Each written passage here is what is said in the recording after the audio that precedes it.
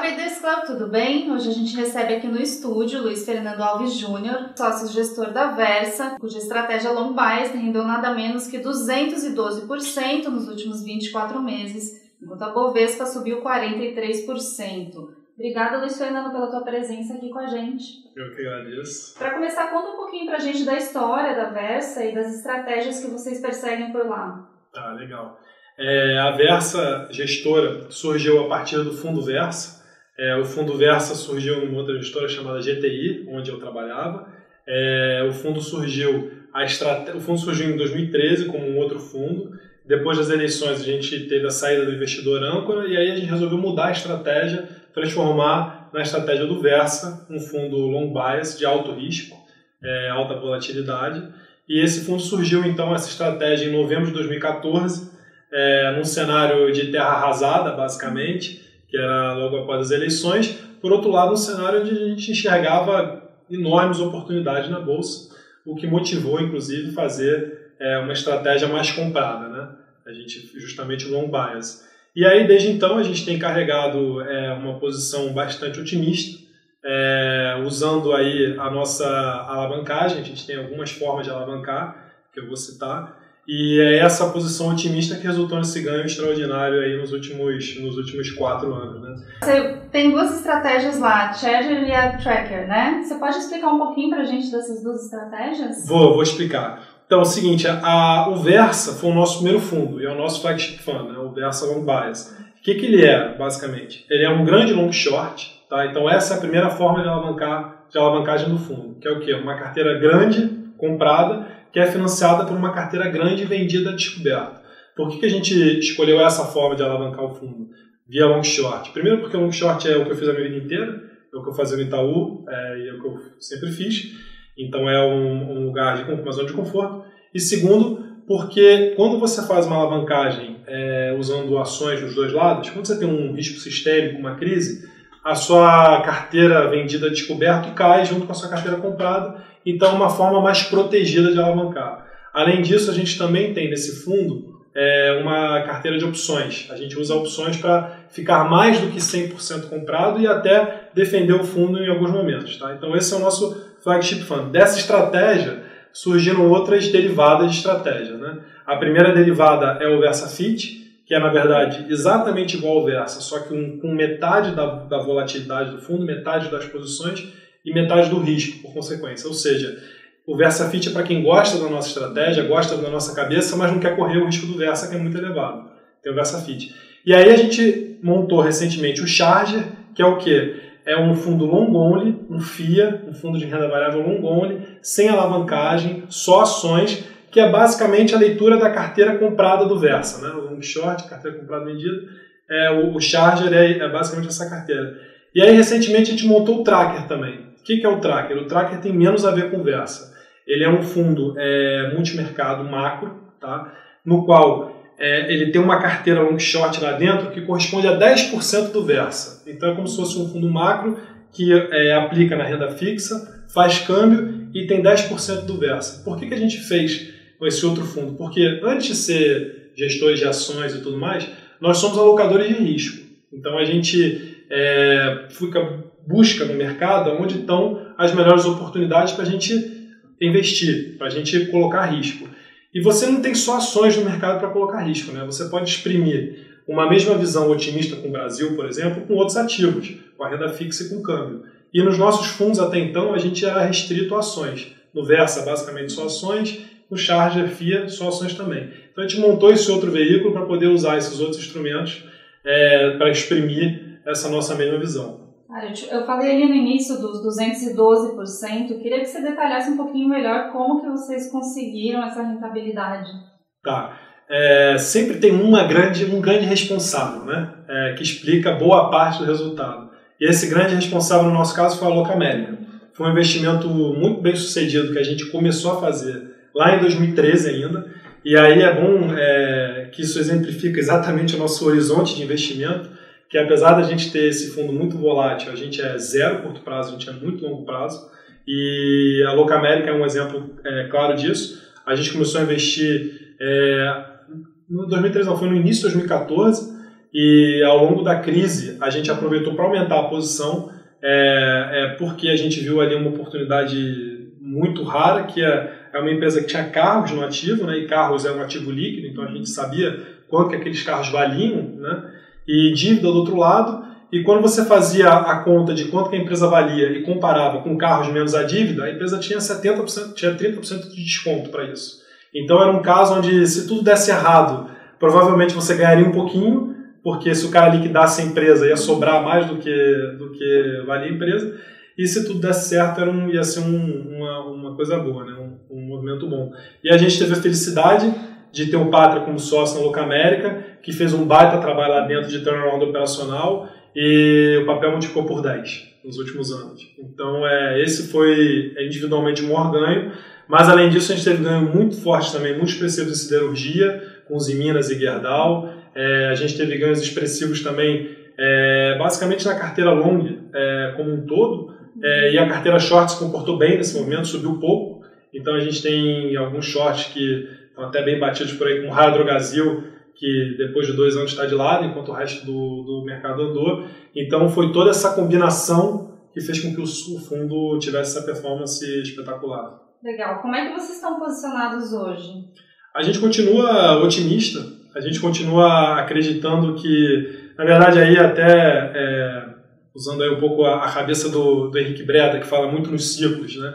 A gente está num ciclo e os ciclos são muito longos, e a gente imagina que a gente está no início de um ciclo que pode ser um ciclo tão longo quanto aquele ciclo de 2001 até 2009, um ciclo de melhora institucional mesmo, e aí que está um ganho intangível que eu acho que é difícil quantificar, que é essa melhora no ambiente de negócios, melhora na forma como as pessoas lidam com tudo, com o dia a dia, e por questões de endurecimento da justiça, esse tipo de coisa, além, óbvio, das reformas econômicas cruciais que finalmente estão chegando, né? Então a gente tem 2 vetores muito fortes que devem impulsionar a economia, e a gente acha que a gente está começando a decolar nesse ciclo, né? Esse último ano, 2018, foi uma frustração danada, foi ruim, e 2019 tem indícios de que está começando a acelerar bem esse início de ano. Então a gente está bastante construtivo com a economia brasileira, e por isso a gente continua bastante alocado aqui. Você falou aí das reformas, né? O assunto do momento no mercado é a reforma da Previdência. Como é que tu vê as perspectivas para a aprovação da reforma? Então, a gente acha que não dá para escapar. Então, assim, a reforma ela vai ter que acontecer porque não tem opção. Se não tiver reforma, o país fica ingovernável. Então, o deputado lá que quer fazer benesses lá na base eleitoral dele não vai poder fazer. Então, ela vai passar. Alguma reforma vai passar. Aí a dúvida é qual que é a economia estimada, né? Que hoje em dia está em 1 tri, não vai ser 1 tri. E também eu acho que não vai ser 400 bi. Então, a gente trabalha com alguma coisa perto daquele primeiro número do Temer ali, que era os 700 bi como cenário base, e a gente acha isso muito otimista. A gente acha bom. Muito otimista, não um cenário otimista, digo, vai ser bom para a economia. Então a gente acha que a reforma da Previdência passa e aí tira essa espada, né? E aí a economia continua a retomar. Mas isso aí, só um detalhe, assim, isso é o assunto em voga. Mas na nossa opinião, tão importante quanto isso é a combinação de taxa de juros na mínima com inflação super baixa. Esse é o motor, é a gasolina e o fogo para a economia andar. Tá, mas mesmo com taxa na mínima, inflação controlada, vamos supor que a reforma da Previdência seja aprovada de uma forma muito desidratada. Como que o investidor pode se proteger disso, na tua opinião? Que conselho tu daria, assim? Eu acho que a proteção contra uma reforma da Previdência, na verdade, ela pode ser feita em qualquer mercado, né? Porque para a Bolsa vai ser horrível, principalmente no mercado interno. O que eu vejo, o cenário que a gente desenha nesse caso é um choque no câmbio, que vai causar um choque nos juros. Então, a forma de se defender contra uma reforma da Previdência é você comprando proteção nesses mercados, ou, eventualmente, se você é uma carteira de ações, você ter dentro da sua carteira de ações empresas dolarizadas, como Suzano, como as produtoras de commodities, como a Vale do Rio Doce. Então, são empresas que, se por acaso você tiver um dólar aqui para R$5, elas não vão perder nada, vão se beneficiar. Você já falou uma vez que o investidor precisa comprar ativos que têm lucratividade durante 20 anos, né? Como é que vocês fazem para achar esses ativos, para identificar? Então, a gente está procurando. Locamérica é o nosso ativo mais antigo na carteira, né? Já tem aí há 5 anos. E a gente ainda faltam 15, né? Vamos ver se ela vai resistir até lá. Mas o que eu falo é que investir em bolsa, ganhar dinheiro com bolsa, não é, na nossa opinião, óbvio que tem várias visões e várias formas de ganhar dinheiro com bolsa, tá? Cada um, por isso que eu até acho que é menos ciência e mais arte, porque é uma coisa que cada um tem a sua forma. Mas, na nossa opinião, ganhar dinheiro com bolsa é você procurar, você encontrar uma empresa que vai gerar valor durante 20 anos, no sentido que ela vai continuar crescendo receita e expandindo a rentabilidade. Você olhar, foi o que aconteceu com a Bev, foi o que aconteceu com o Itaú. E aí, se você tem a disciplina e a paciência de carregar por 20 anos, você vai dar vai ter uma performance extraordinária. Então, isso aqui para a gente é investimento em bolsa. Por quê? Porque aí você tem o efeito do juro composto em cima da ação, né? Do ganho composto, que é o que aconteceu com essas empresas. Então, são poucas empresas que conseguem isso, né? A maior parte das empresas, ou por questões mercadológicas, ou por questões administrativas, acabam ficando pelo caminho, e a nossa função como gestor é estar indo atrás dessas empresas. Encontrou? A gente tem que ter paciência e calma para carregar. E tem que sempre, é o que a gente faz, a gente tem que ter sempre um plano traçado, que a gente acha que a empresa, que vai fazer a empresa gerar mais valor ao longo do tempo, e se a empresa desvia, a gente tem que ter a disciplina de sair fora. Como que o time de analistas de vocês trabalha lá? Vocês visitam as empresas? Como que funciona isso? Queimando sola de sapato. As nossas duas principais tarefas do dia a dia é ler relatório do seu site, que é onde a gente vê coisas que chamam atenção, e sentar para conversar com as empresas. Então, esse é o nosso... É daí que surgem as ideias. É lendo o relatório da galera, no seu site, que escreve, às vezes um cara viu uma coisa que os outros não viram e tudo mais, e ali você pesca, e sentando com a empresa para fazer o cross-check dessas ideias, e às vezes ao contrário também. Primeiro você senta com a empresa, o cara te conta uma história, você vai fazer o cross-check, e aí dali você encontra uma tese de investimento ou não. A gente constrói a tese de investimento, testa a tese de investimento, fica ali todo mundo vendo se está tudo bem mapeado, e aí depois a gente monta a posição. Agora lá vocês têm um time de especialistas, mas assim, quem é investidor pessoa física que está assistindo a gente, que quer analisar uma empresa, tem condição de analisar, mesmo que de uma forma mais básica? Que conselho você dá? Tem. Eu acho que tem toda a capacidade de analisar uma empresa, desde que faça isso com uma atividade exclusiva. O que eu não acho que dá para fazer é fazer aquela coisa meia bomba. Nesse caso, é melhor você pegar e passar para um gestor profissional. Aquele cara que chega à noite ali, 10 horas da noite, lê um relatóriozinho. Isso não funciona, porque é um mercado muito competitivo, é um mercado onde você precisa estar ali junto com as informações, conforme elas vão saindo, mas, por outro lado, uma pessoa física dedicada, que tem bastante paciência para ir lá e fazer o nosso trabalho, sentar e ler, que nem tem várias aí que a gente vê pelo mercado, tem plena capacidade. O maior investidor do mundo é praticamente uma pessoa física, né? Que é o Warren Buffett, ele e o Charlie ali, e eles são dois caras sem um computador na frente. Então, Luiz, que ativos que vocês gostam mais no momento e quais que vocês preferem ficar longe, assim? Então, o legal de ter uma carteira longa e uma carteira short é que os que a gente prefere ficar longe, a gente efetivamente vende a descoberta, né? Mas dos ativos que a gente mais gosta, a gente tem duas teses bem delineadas, olhando o top-down aí, que é a primeira, aceleração do mercado interno, aceleração das vendas no varejo, basicamente, consumo varejo acelerando. Essa é uma tese que a gente realmente acredita que vai acontecer, e aí também a aceleração de real estate.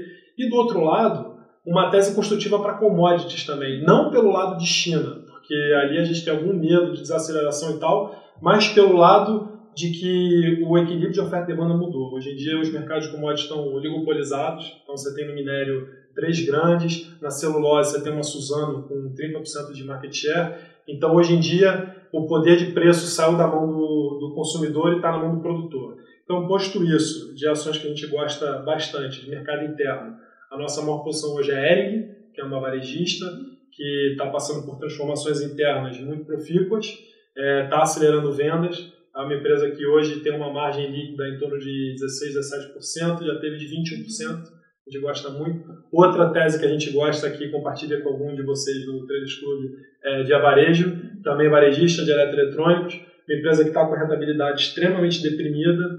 A gente faz uma continha rápida de que, para ter uma ideia, a Magazine Luiza hoje tem margem líquida de 4%, se a Via Varejo tiver margem líquida de 2%, que é metade da Magazine Luiza, ela está preço-lucro de 10 vezes contra 40 da Magazine Luiza. Então é uma empresa onde pequenas melhoras operacionais fazem muita diferença no valuation e na percepção do mercado, então é bastante assimétrico. E do outro lado a gente tem Vale do Rio Doce, a gente comprou bastante agora nesse sell-off. Hoje em dia é uma das posições grandes, a gente vê a empresa a 4 vezes EBITDA, com uma média de 5 vezes e meia, 6 vezes a história, gerando 15% de caixa antes da multa. Então, num mercado onde o minério de ferro hoje em dia está oligopolizado, então a gente não vê o minério caindo. Então, é uma tese de commodity que a gente gosta. Outra tese é Suzano, mesma coisa que eu comentei, está em torno de 6 vezes EBITDA, com uma média de 7 e com bastante desalavancagem pela frente. E como vocês fazem gestão de risco? Então, gestão de risco, a gente tem um cara de... Desculpa, quer que eu fale do que eu não gosto também ou não? Pode falar. Só falar rapidinho das short, né? A primeira delas é a Hydrogazil, que eu comentei já, que a gente está vendido a descoberto já há 3 anos essa empresa. É um caso clássico de mudança no cenário competitivo, competição pegando pesado, mudança no reajuste de preços. É uma empresa que vem perdendo rentabilidade e com isso o lucro dela não cresce, a gente está vendido a descoberto nela. Tem um outro caso, que é uma UIRB, uma resseguradora, que também tem resultados espetaculares e que a gente acha que não são sustentáveis. Tá? São 2 exemplos rápidos. E aí, desculpa, agora eu vou falar como a gente faz a gestão de risco. Gestão de risco. A gestão de risco, a gente tem uma pessoa que faz o nosso risco, o nosso cálculo, e o que a gente faz é o seguinte, a gente segrega. Na verdade, vou fazer um parênteses antes. Gestão de risco, na verdade, a gente faz de 2 formas. Primeiro, tendo uma configuração do fundo, que é confortável para a gente, que não nos obrigue a estopar o fundo. Esse é o primeiro. O maior risco para um fundo é você ser estopado no meio do caminho. Então, você tem uma tese de investimento. O mercado tem volatilidade. Por causa da volatilidade, se teve uma perda grande e você precisa estopar, é uma perda que vai ficar, é um risco. Então, a gente tem que ter uma composição, uma carteira desenhada de forma que a gente não caia nessa armadilha. Então, esse é o primeiro desenho. E aí, ao longo da história do Versa, a gente foi sempre formatando isso de forma a sempre restringir mais a carteira. Então, a gente fazia a termo, operação compra a termo no passado. Tivemos um drawdown grande e aí a gente desistiu da compra a termo. Estabelecemos um limite de opção. Tínhamos tamanhos de posições que a gente reviu para menor, justamente para chegar nessa configuração, e hoje a gente está bem confortável. Além disso, a gente calcula todas as métricas de forma muito esmiuçada, mas é uma coisa meio técnica, né? Mas a gente separa o nosso portfólio em vários books, onde a gente olha o risco, a volatilidade, né? O risco de cada um desses books e como é que esses books interagem entre si para a gente ver qual é o nível de risco do fundo. Só que a volatilidade ela não é constante ao longo do tempo, né? Por isso que eu falo. Então, essa mesma carteira, um momento me gera uma vol de 25%, no momento me gera uma vol de 50%. Eu tenho que sobreviver esses momentos sem precisar mexer muito na carteira. Luiz, qual que foi o seu pior drawdown aí? O que você faria para não repeti-lo? Então, o nosso pior drawdown foi justamente na época da operação a termo. Foi em janeiro de 2016. O fundo caiu 40%. O que aconteceu foi que em novembro de 2015 eu estava com uma posição líquida comprada de uns 70% do fundo, ou seja, o descasamento entre long e short dava 70%. Em novembro de 2015, Cunha aceitou o processo de impeachment. E quem conhece política no Brasil sabe que uma vez que o cara aceita o processo é porque vai rolar. Já foi. Então a gente falou, bom, agora vai. E aí a gente falou, agora é hora de ficar mais comprado. A gente aumentou a exposição do fundo comprada para 150% através de operação a termo. O que acontece é que quando você está comprado a termo e a ação cai, a sua posição aumenta. É uma coisa meio doida, mas é perigosíssima. E a gente quase foi pego nessa. A gente, em janeiro de 2016, teve uma crise que não tinha nada a ver com Dilma, foi uma crise de China. China vai quebrar, o S&P caiu 13%, a bolsa caiu, tudo caiu. E aí essa posição a termo, ela se explodiu. Ela foi para mais de 200% do fundo.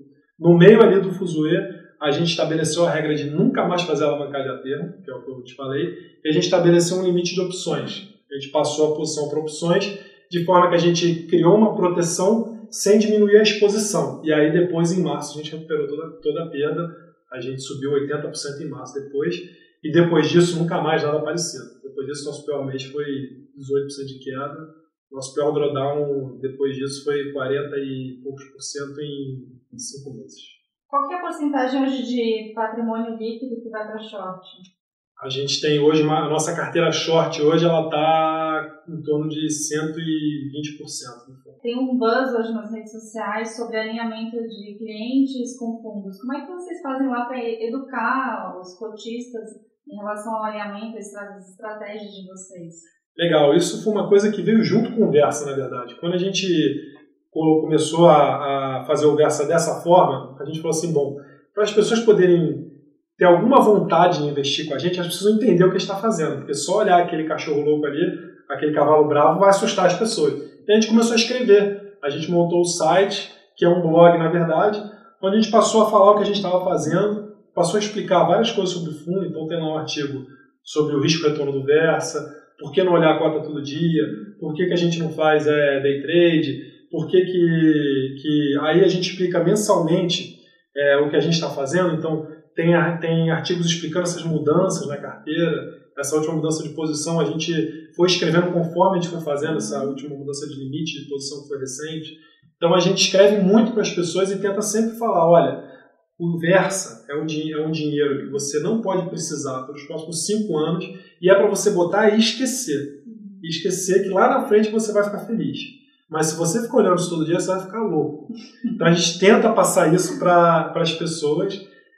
A gente é bastante enfático nisso, mas por outro lado a gente tem um bruto alinhamento de interesses, que é o seguinte, né? Eu sou sócio majoritário, o gestor, e 90% do meu patrimônio está no Versa, no cavalo bravo.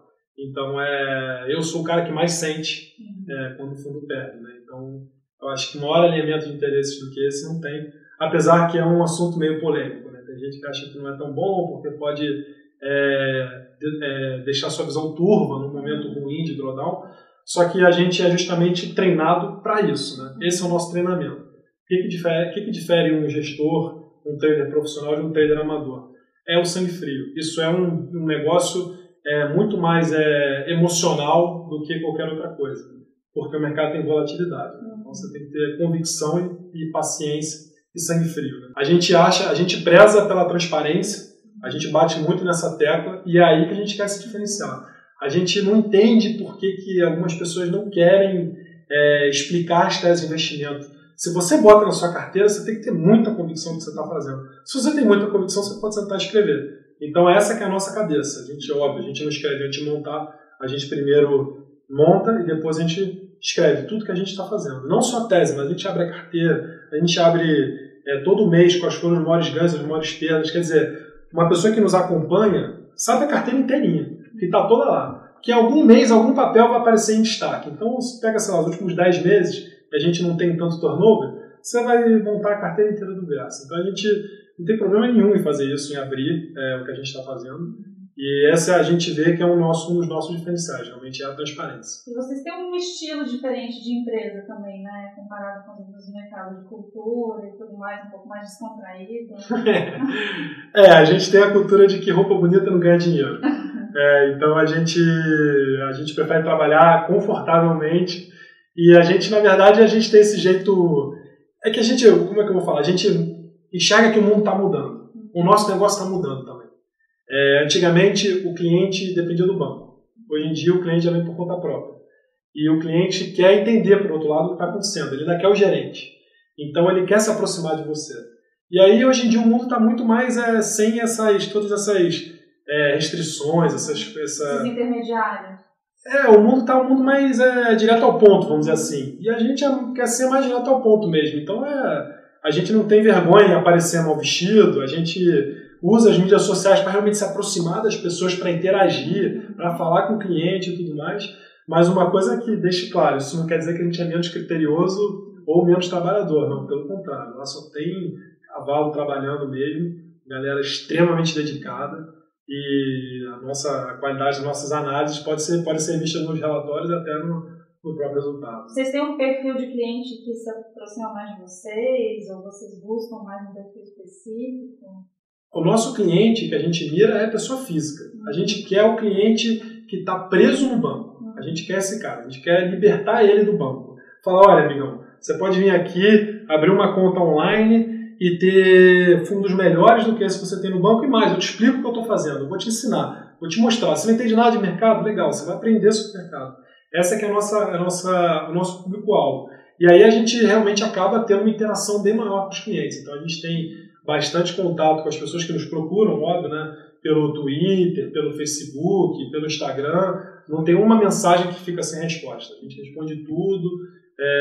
Às vezes a gente recebe as pessoas lá no escritório. Não recebemos muito, porque o escritório é pequenininho então não tem muita sala de reunião nem privacidade, mas a gente recebe, enfim, a gente é portas abertas mesmo, a gente quer ter essa moda, a gente quer abrir a cozinha. Essa que é a nossa cabeça.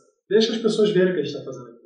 Não tem problema. A tua rotina lá é bem acelerada, assim, né? No dia a dia. Trabalha quantas horas por dia lá? Em geral umas 12, né? De 12 a 14, mas o que é interessante é que, na verdade, nesse trabalho a gente nunca para de trabalhar, né? Então, a minha mulher brinca que eu trabalho 24 horas por dia.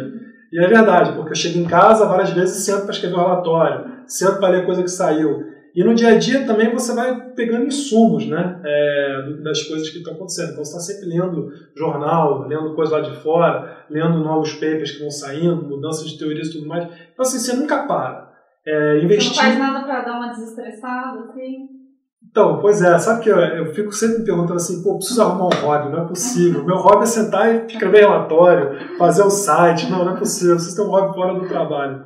Mas hoje em dia é dedicação integral mesmo, né? Praticamente é a minha vida mesmo, é um trabalho. Eu faço outras coisas além disso, não sei jogar um tênisinho, essas coisas, mas não tenho outra coisa que tira a minha atenção, não. E isso é uma coisa comum lá do trabalho, assim, às vezes eu me pego feriado, todo mundo discutindo um case no WhatsApp, né? Porque alguém levanta uma bola, os outros vêm e acaba virando uma discussão de case no feriado no WhatsApp. É totalmente inapropriado, vamos dizer assim, para as famílias. O WhatsApp leva a isso também. Leva a isso, exatamente. Mas a gente está sempre envolvido até o pescoço com o negócio. Legal. Luiz, obrigada mais uma vez por estar aqui com a gente. Eu que agradeço. Vindo até aqui. Eu que agradeço. Por todas as explicações. E obrigada a você que nos deu audiência aqui. Não se esqueça de se inscrever no nosso canal no YouTube. Você vai ficar sabendo sempre que tiver um podcast novo, um vídeo novo no ar. Até mais!